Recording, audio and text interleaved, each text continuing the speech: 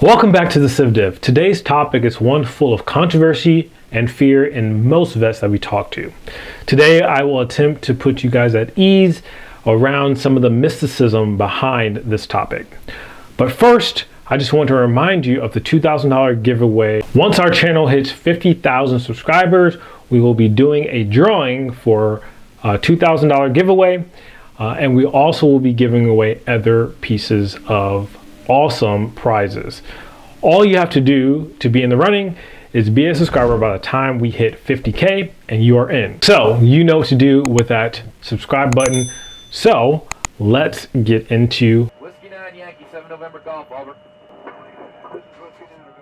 Okay, will poking the bear reduce my rating?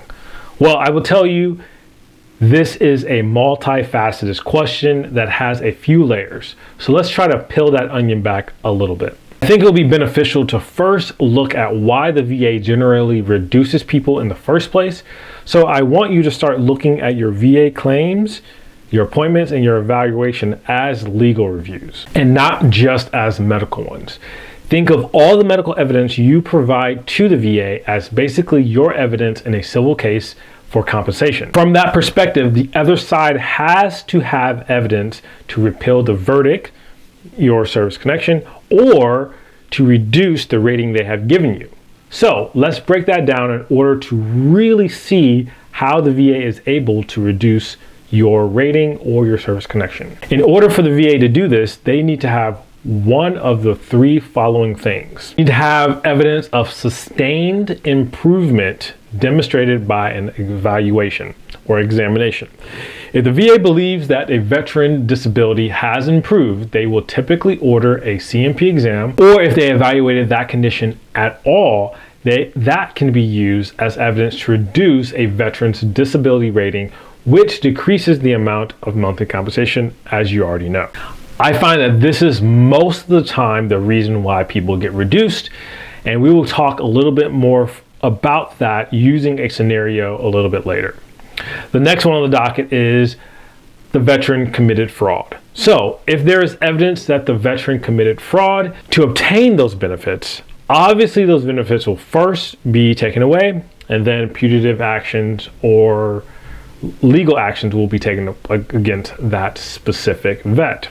The evidence of fraud could include submitting false evidence, providing false statements about the severity of a condition, and manipulating test results. The last one on the list is clear, unmistakable errors. If a veteran made a clear and unmistakable error when awarding the veteran's disability benefits, then the VA could terminate the benefits that were granted from that error.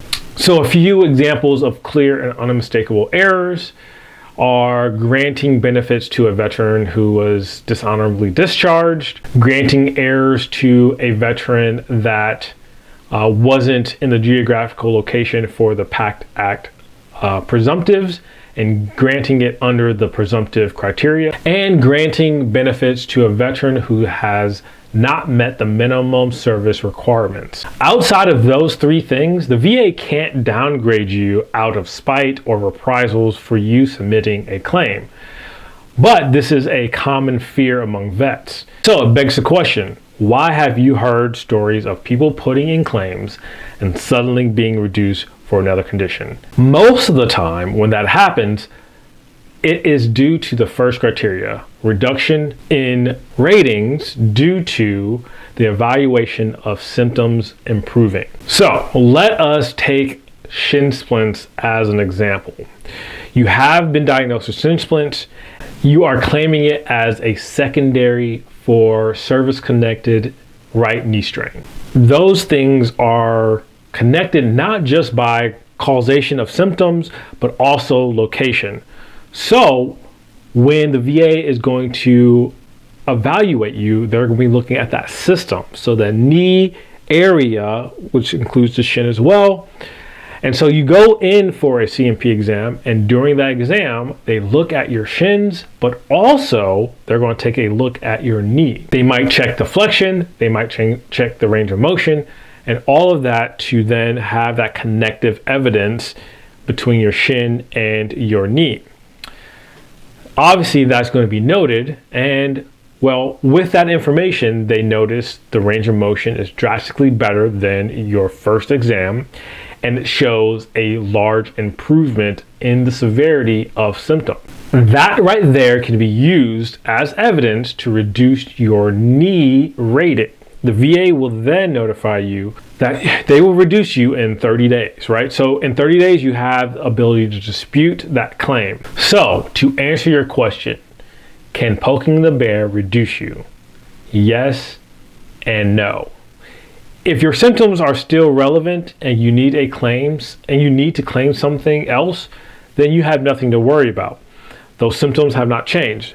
It is when your back issue that you had originally got diagnosed and service connection for is now better and you don't notify the VA, and then you go in for something else, say sciatica, and they look at your back, they make you do the tour rating, they make you do the range of motion test, all to evaluate your sciatica as well. That is when they will start reducing you based on that evidence. So that improvement can wake the sleeping bear. So we are at the question that you came here to understand from the get-go. When should you poke the bear? Well, okay. For the ones out there that are 100% P&T who are thinking about putting in a claim, well, here is my advice and only my advice. Unless that claim will trigger a significant back pay, and I'm talking about more than 5 months, or it will trigger a monthly compensation, it probably will not be worth it. Giving the VA more looks at your conditions past the 5, 10, and 20-year rule just is not worth it, right? The saving grace for the scenario would be the VA needs to prove that it is a sustained improvement and not a temporary one. So if you are hooked up on really good meds during that time frame of that evaluation, that isn't grounds enough to reduce your rating. So in those 30 days, you have to be active in improving your case. They have to show a sustained. It cannot be a temporary fix. So I hope this clears up some things for some of you out there that are afraid of the VA bear coming and yogi bearing your ratings. There is no legal ground for reprisal reduction, and any reduction has to be backed by medical or legal evidence by the VA. So there's always going to be a way for you to fight it if it is legitimately the wrong verdict. So if you're out there under 100% and you are trying to get to 90 and you're just in that age bracket where you're like, I don't know if it's worth it. What if they reduce me? If it is a legitimate condition that you are trying to go for, go ahead and put in the claim. If you have the evidence, you have the big three, and you know that this is a legitimate claim.